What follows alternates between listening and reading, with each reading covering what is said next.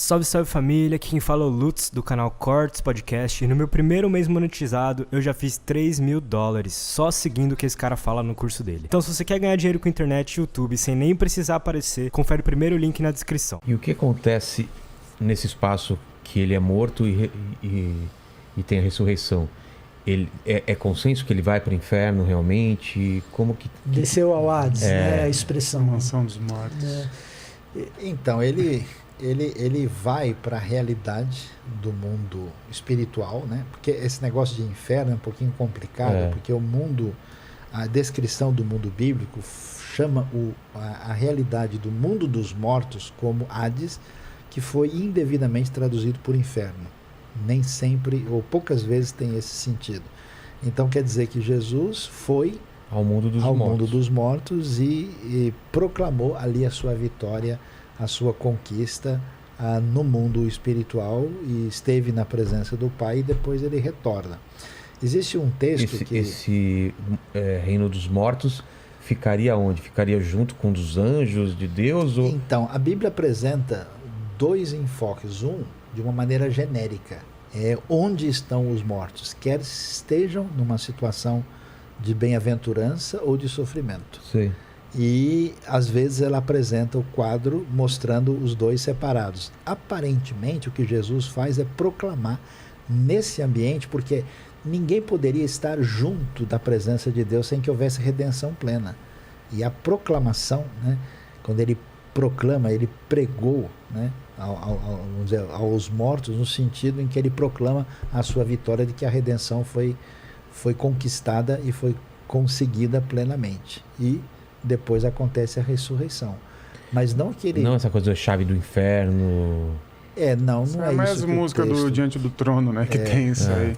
O Hades, a tradução literal dele seria a sepultura, o cemitério, né? E aí ele é utilizado em alguns momentos no Antigo Testamento, que é o Sheol, que é o equivalente do Hades do grego. O salmista trata o Sheol, que também é traduzido para inferno, erroneamente, como uma angústia, uma depressão, né? Ele fala, minha alma se abateu até o Sheol. Então, lógico que não é literal. Então, há uma leitura simples também de que Jesus foi até o Hades. Jesus foi sepultado. Jesus foi para entre aspas, o cemitério. É que Pedro fala, pregou aos espíritos em prisão. Sim, aí começa... Por isso a coisa amplia, além Quer dizer, proclamou. Eu queria só, se me permite, o meu professor aqui que está assistindo, ele mandou a referência que sim. Oração do Sidur, livro de orações do Shabá. Obrigado aí o professor John Souza, graduado, doutorando em Cambridge também, professor do Esquerda Carioca, que é o seminário de Teologia e Política que eu faço parte. Valeu, mano. Tem a especificação, porque o Sidur é o livro básico do... Ele não me mandou aqui, mas vou pegar tudo e mando.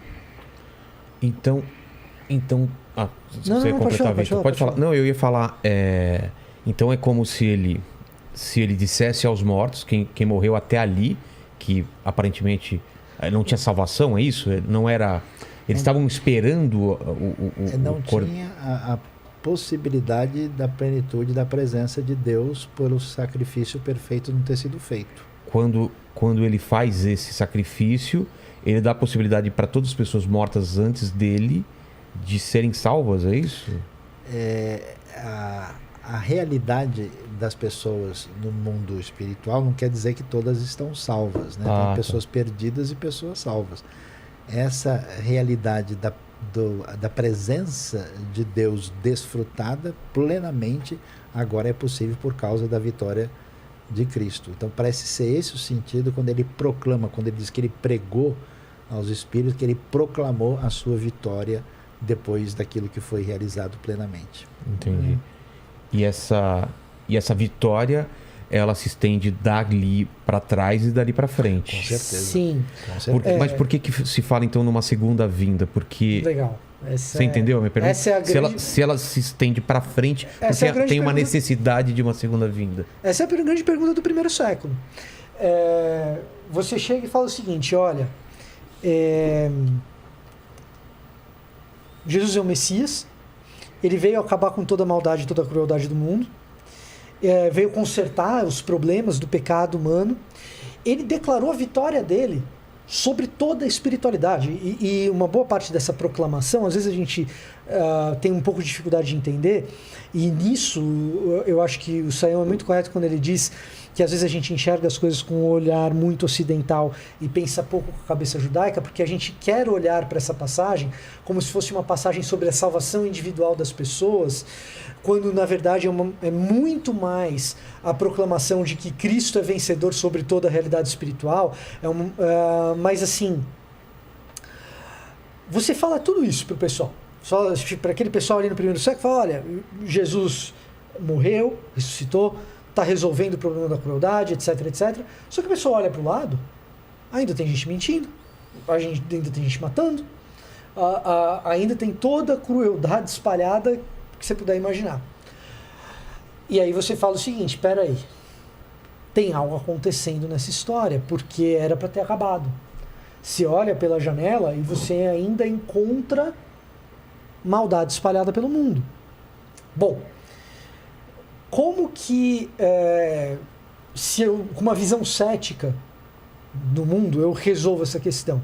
Não, Paulo estava pregando esse negócio de que Jesus ressuscitou, formando essas comunidades. Para resolver essa situação, ele fala o seguinte, não, peraí, Jesus fez isso, mas ainda não está completado, então a gente espera que ele volte e daqui a pouco vai completar. Só que nunca acontece. Com uma visão cética da coisa, basicamente na academia você vai ver bastante esse tipo de discurso, bastante. Com uma visão confessional, uma visão de fé para isso, o que está acontecendo ali é o seguinte, tanto Jesus quanto Paulo anunciam que ele vai retornar precisamente porque ele cumpre na cruz e na sua ressurreição e decreta o fim da maldade e diz que essa maldade tem um prazo de validade. Só que esse prazo de validade ainda não chegou. O prazo de validade expira quando Jesus retorna como esse grandioso rei sobre toda a terra.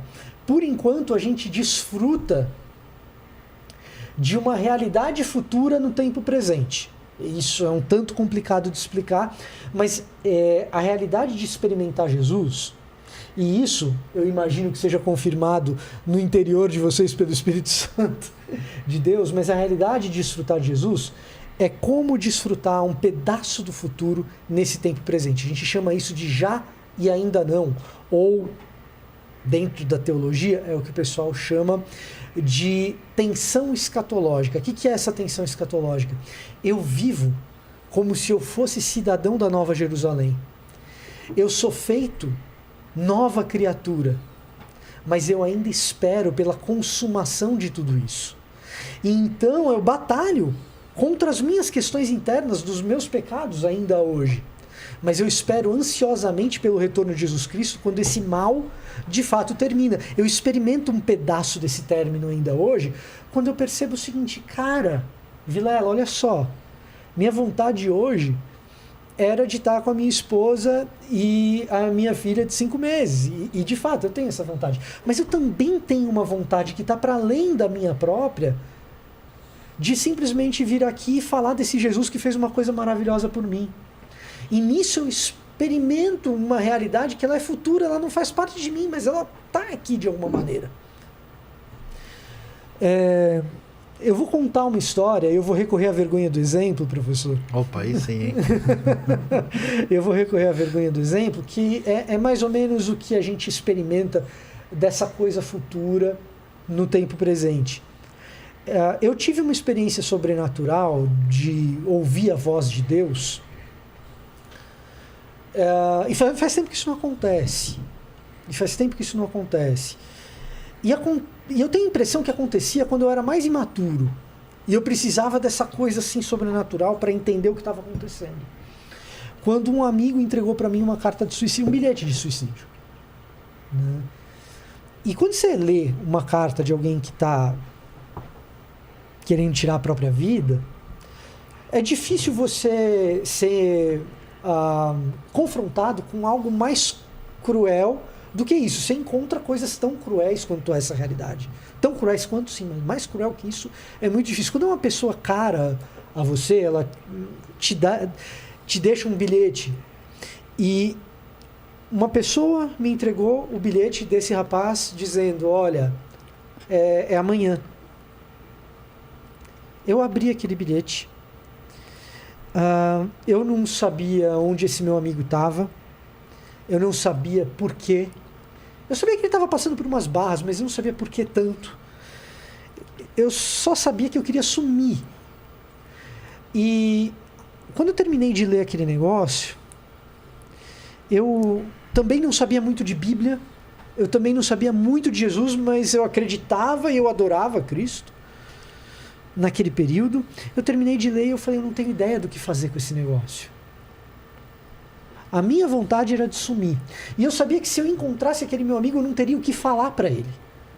Não sabia nem por onde começar. E aí eu ouço da parte de Deus, o fulano está em tal lugar. Eu acho que dá para falar especificamente o que era. Isso aí é uma experiência de adolescente, eu estava na escola. E eu ouvi da parte de Deus, olha, o fulano está na biblioteca, ele está esperando por você. Não precisa se preocupar com o que você vai falar. Vai lá e fala. E tudo que eu senti era medo e uma vontade tremenda de não ir. Porque eu não sabia o que dizer, o que falar, e eu estava mexendo com a vida de alguém. Mas eu peguei e fui. E eu sentei do lado do fulano e eu falei assim para ele, não lembro o que eu falei, cara. Porque as palavras que eu falava não eram minhas. Eu só lembro de, no final de um papo de uns 5 minutos, ter virado para ele e falado, fulano, você não precisa passar por essa sozinho. O que eu sei daquele dia, Vilela, é que ali, a minha vontade era de não estar ali. O meu preparo era um preparo de alguém que não poderia estar naquela situação. Quem tinha que estar falando com aquele fulano era alguém competente e técnico para exercer aquele trabalho. A voz minha própria na minha cabeça dizia, não vá. Mas o que estava acontecendo ali era um pedaço dessa realidade futura da Nova Jerusalém acontecendo aqui e agora e dizendo, o mal não precisa prevalecer, porque já começou. Você só precisa esperar para completar tudo. Mas um pedaço dessa Nova Jerusalém você já pode experimentar aqui e agora. Basta crer e me adorar. Basta crer e me adorar que um pedaço do que vai acontecer no futuro você já pode experimentar aqui agora. E a minha profunda tristeza, Vilela, e a minha profunda tristeza no fundo da alma, eu só comecei canal de YouTube, essas coisas, por causa disso. Tem uma das coisas que você pergunta pro pessoal, que assim, tem o ponto alto da vida, que é participar aqui do programa, e qual que é o pior? O pior foi quando eu resolvi ligar um telefone celular e me gravar. Eu só comecei por causa disso. Que a minha profunda tristeza é que a gente fale tanta coisa em nome de Jesus, e fale tanto em nome desse Jesus, e fale tanto dele, e muitas vezes em nome dele a gente deixe de experimentar essa realidade futura, esse jeito de viver, de dizer, não, peraí, esse mal não precisa prevalecer. Eu quero experimentar o bem prevalecendo sobre a situação desesperadora de alguém. A minha, ou a do Berloffa, ou a do Saião, ou a do Vilela. E a gente olha pra gente que carrega o nome de Jesus para cima e para baixo, e a gente fala assim, pô, eu não tô vendo isso acontecer. Isso precisa acontecer mais. Pessoas experimentando essa verdade libertadora do futuro acontecendo agora no presente, de vidas de pessoas transformadas e do mal que está prestes a acontecer. Não acontecer e virar um abraço e virar choro e virar uma transformação.